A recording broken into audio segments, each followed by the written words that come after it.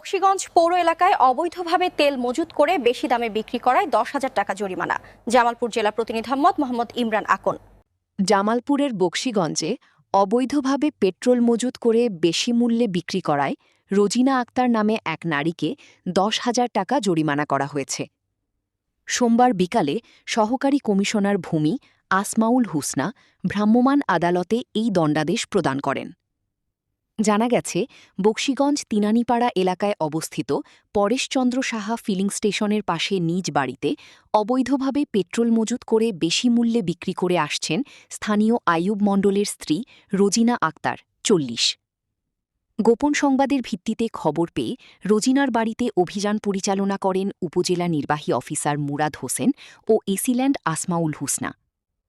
অভিযানে সত্যতা পাওয়া গেলে তাৎক্ষণিকভাবে ভ্রাম্যমাণ আদালত বসিয়ে 10,000 টাকা জরিমানা ও অনাদায়ে 15 দিনের বিনাশ্রম কারাদণ্ড প্রদান করেন নির্বাহী ম্যাজিস্ট্রেট ও এসিল্যান্ড আসমাউল হুসনা।